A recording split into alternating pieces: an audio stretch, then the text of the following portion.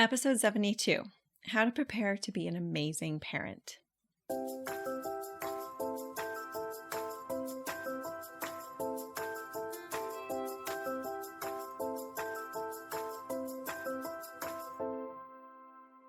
Welcome to the First Year Married podcast, where we get real about building the marriage of your dreams.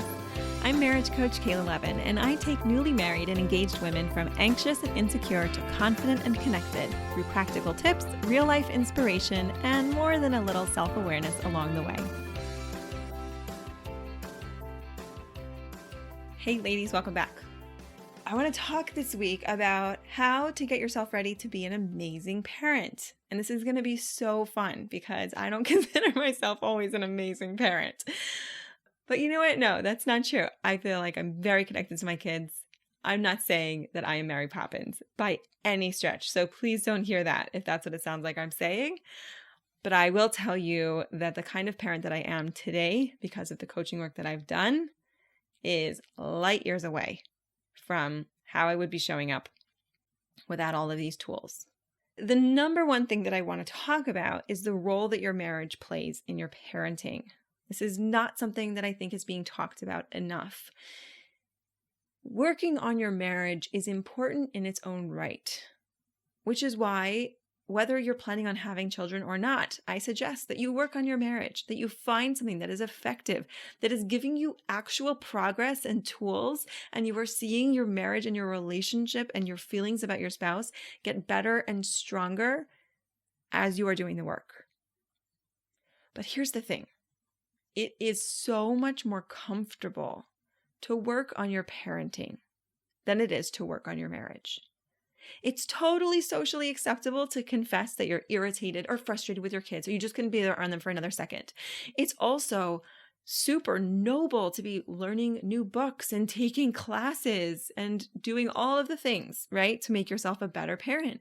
We can talk socially about that. We can post it on Facebook, right? It's just something that for whatever reason is like, we've got our heads straight on that. Yes, you have kids, you need to take parenting classes. By the way, if you've never heard that before, I recommend them. I really do. I'm all for parenting classes. But guys, what's the deal? What is the deal? Because what is going to make a bigger difference to your kids at the end of the day? Is it you knowing how to parent, all the tools that you learned in your class? Or is it you being happily married, resentment-free, communicating effectively with empathy and compassion and understanding and modeling all the good things for your kids? Or is it you having the knowledge and the information that you got from your parenting class, but as soon as you're not with your kids, you're back with your husband and they're seeing the resentment and they're seeing the frustration and they're seeing your annoyance and the way that you talk to him and all of the things, right? Now, do I think that you grow when you become a parent? Do I think that you grow by all the work that you do as a parent? Of course you do. Of course, I have 4 kids. I hope you do. Otherwise, I don't know if you're paying attention, right? But I believe in my bones that it is much braver to work on your marriage. I think it takes so much courage. I am blown away on a daily basis by the courage of my clients. And I'm telling you, I'm not always easy on them. There's tough love sometimes, right? The people who are coaching with me one-on-one, we're on WhatsApp together and they're sending me their models and they're sending me stuff throughout the week. And if they're not doing them, I'm calling them on it. You got to be committed if you're going to work with me. That's how it is, right? But these guys are sending their stuff in and sometimes they get real tough love back. And the love part is big. And they know it. And that's why I can do it, right? But it takes courage to look at yourself, to look at your patterns that might have been ingrained for a really, really long time. Sometimes our negative patterns keep us so comfortable. We're so familiar with them. They're like our security blanket. And to work on your marriage, you have to be willing to not be a victim anymore. And that can be the biggest security blanket of them all. And by the way, I want to say, it's also amazing to work on your marriage. Can we just talk for a second about what I see happening when people are working on their marriages? Because essentially, it's like you work on your marriage. This is the training ground. If you can do it here, you can do it anywhere else. I don't care how hard your job is, how hard your training is, how hard whatever it is you're trying to do. Your marriage is perfectly crafted to bring out all of the things that you need to grow in to become your biggest potential. And you can turn around and you can say, nope, he can't do that. I don't like that. He needs to change. Or you can turn around and you can say, what is this bringing up in me? What can I learn about myself? That's the work that we're doing in coaching. And when you start to do that work and you're not running around anxious all the time while you're at work, wondering with the side dialogue going on in your brain about what's going to be happening with your husband and how's that conversation going to go tonight, and you kind of left it, you weren't talking this morning, how is he feeling, he hasn't texted, all that stuff going on, how are you showing up at your work or with your friends or with your family if you have this background conversation of, I don't really know if he's the right guy. Some of these red flags came up when we were dating, and I think that maybe I want a guy like that, and I don't know if he's the right guy, and I don't know where he's going to be, and maybe he's not going to live into the kind of potential that I thought I saw for him. What if I don't know if I can be happy in a relationship like this? I don't know how to get him to do all the things that I need him to do for me to be happy. Or instead, you can have a partner, one that you get so deeply. Do you know what it's like to get your husband better than anyone else on the planet? And to have a partner that gets you so deeply, that you feel so connected to, that you empathize with, that you bring out the best in, that you are so in for the ride to see where they're going to go in their life. What else? How about learning to process your own emotions? You think that might be important by the time you become a parent? I think so. I think that being able to handle frustration or anxiety, or for me, the number one that I am constantly resisting is boredom. Because I love these guys, but sometimes they can tell a story and it takes 20 minutes and nothing happens, right? And I'm sitting there and I'm trying to listen and be present, and my brain, I feel like it's rotting inside my skull.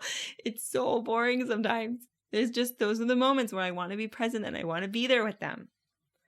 But sometimes it's frustration, or it's anxiety, or it's anger. These things can come up for any normal human brain.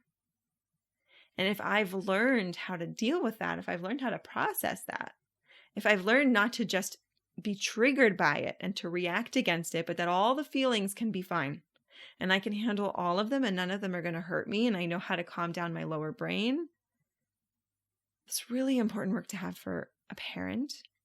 And it's really amazing work to learn in your marriage. How about learning to be intentional with your thoughts? It's really hard to do in your marriage. Yeah, I have a lot of clients who come to me, and when they get started, they have a really hard time seeing what's neutral about the situation. They've got a lot of judgments about their husbands, right? And I think this is totally normal, and I love them for all of it. They're in the perfect place. But in the beginning, it's well, I don't know how to be happy about a husband who's just a total slob, right? I don't know how to be happy about a husband who's lazy. I don't know how to be happy about a husband who's not a good communicator. What we have to do in coaching is we have to step back and we have to recognize those judgments for what they are, which is that they're thoughts that we're having, right? And we have to get super, super objective and super dry and clear cut about what are you making those thoughts about? What's all the evidence you've gathered? And you can totally go find some girlfriends and they can totally bash your husband. I will never do that with you because it's not in your best interest. And that's not just because I want you to stay married, which in most cases I do, right? If this is two decent people who are trying and they're doing their best, it's not an abusive or a severely dysfunctional relationship, I'm your cheerleader. It's not even because of that. It's because as long as you're in the victim mode, you are so stuck, my friend.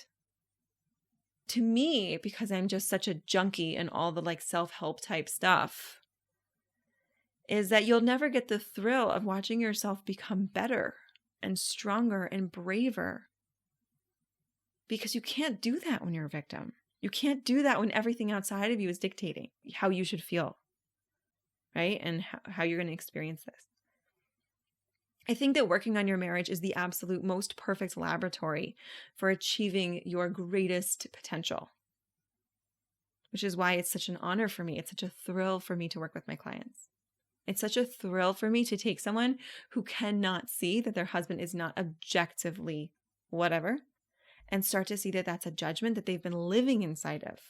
Those are the glasses they've been wearing. Lazy husband. Okay, let me get some positive mantras about my lazy husband. I love having a lazy husband. Doesn't work. It doesn't work.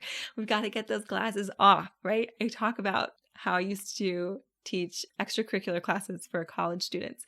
And one of my favorite things to do was to talk to anthropology students, because what they learned in Anthropology 101 was that you had to first learn how to take off your glasses before you could look at another culture.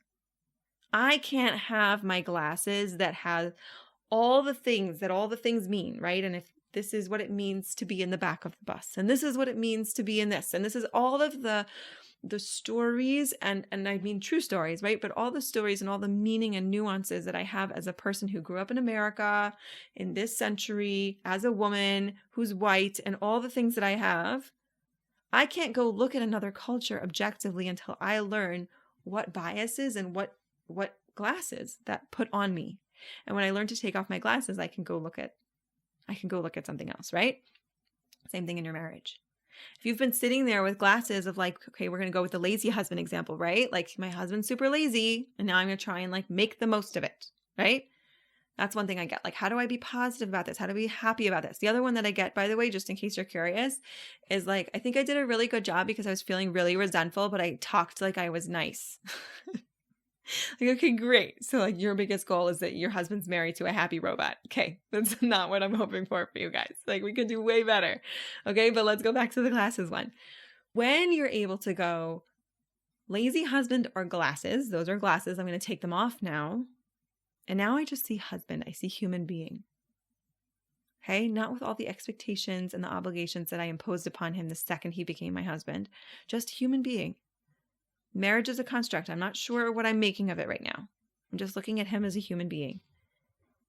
Now I can decide what I think about him. Now I can actually see my glasses. You can see like, oh, that's what I had a lazy husband glasses on. Interesting, because when I had lazy husband glasses, then I was acting like this and I was expecting this and my expectations were very low and I showed up with resentment and I didn't show up with respect and all of the things that can happen with the lazy husband glasses. You can see them once they come off, right? And again, that's why those anthropology students were so good with this, because they learned it in a different model, right? So they were like totally able to do that. So the first thing we have to have is like, what is that, right? Don't you think that's going to be important when you have kids? I think that's really, really important when you have kids. Because if you think your kids are inherently irritating or inherently annoying, now I don't mean you can't ever be annoyed or irritated. It's totally fine with me. But they're not inherently any of those things. Those are all glasses, right? And imagine if by the time you became a parent, you would already know how to take off those glasses. You would already know how to process your emotions. You would already be working on becoming your best self. What kind of legacy would you be creating for your family? What kind of modeling would you be giving to all of your children?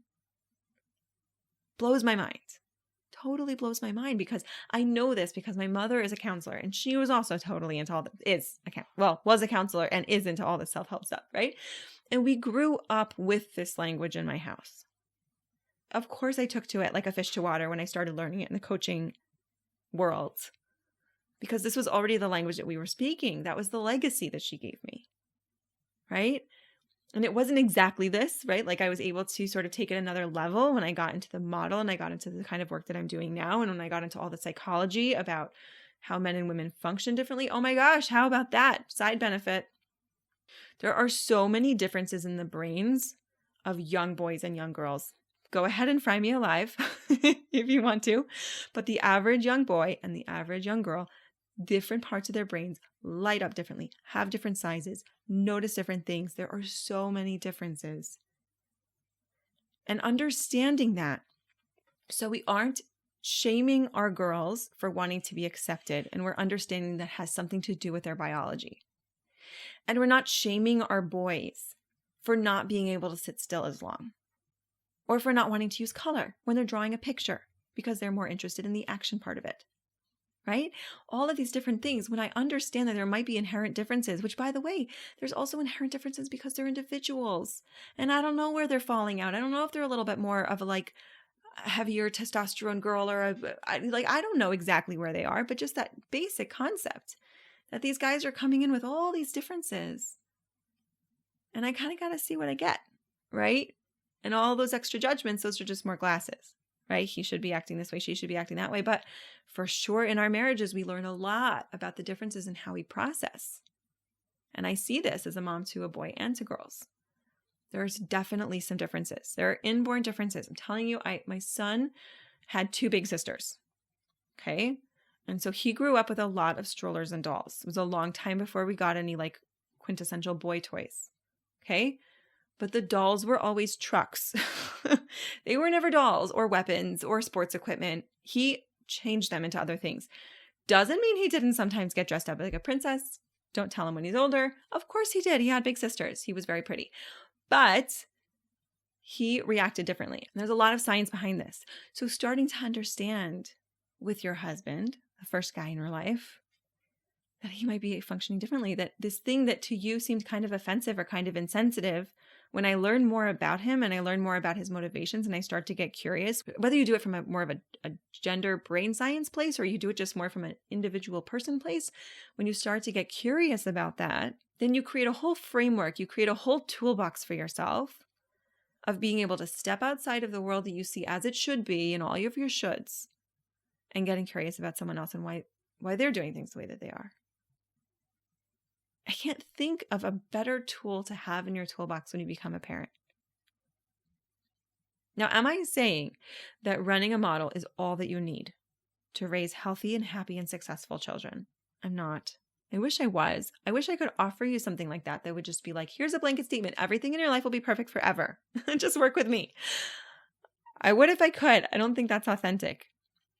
What I can tell you is that the kind of parent that you are after you do this work is a different person. It's a different evolution. It's 2.0. It's 4.0. I don't know. It's so different than the kind of person you are when you don't have that awareness, when you don't know how to strip away, when you're not going, oh yeah, I know it's just a thought, but whatever, he's really annoying. But you actually know what to do about it, right? And you've integrated this material into your bones in a very deep way. When you have a daily practice, when you know what it looks like to come up against a problem and to realize that this is a thought problem, and to get curious and to investigate your thoughts from a place of compassion and love and creativity. It's a whole different ballgame, my friends. So here is my statement. The best possible thing that you can do to prepare to be a parent is to work on yourself and to work on your marriage. If you're looking for the best way to begin this work and to get my live support, the First Year Married online course is for you. You can even get the first class for free at the website, firstyearmarried.com. And as of the time of this recording, we are still offering our COVID pay what you can pricing. We have an amazing group of super dedicated and inspiring and supportive women in there. We are doing live coaching. I'm in there every single day of the week, answering your models, giving you coaching, giving you feedback, answering your questions about what's going on in your relationships with your in-laws, how to handle COVID right now with your brains. It's a lot of fun and it's a wonderful community. The First Year Married online course is also a lifetime enrollment. And the reason is that sometimes there are certain tools that you need and sometimes you really want to go back a year later, 4 months later, 10 years later, I don't know. You want to go back and review the material. You feel like you're struggling with different things than maybe you were as a newlywed, or I even have some women who are taking it when they're in their dating phase and they know that they want to come back to it once they're married, but they want to get a head start now. I think that that is one of the best things about this course and the fact that it is a lifetime subscription, a lifetime enrollment. Because I have women who took this course the moment they were married, and now I see them many months later, even a year later, coming back, reviewing the material, and of course, seeing it in a totally different light. Because look, our marriages, they change and they evolve, and the tools and the skills that we need and the inspiration we need changes and evolves along with it. And so it's such a pleasure to be offering it to you. I would love to have you join us. firstyearmarried.com, just click on the course, or you can go to firstyearmarried.com/course and you can sign up right there. Hope to see you inside. Have an amazing week. Bye-bye.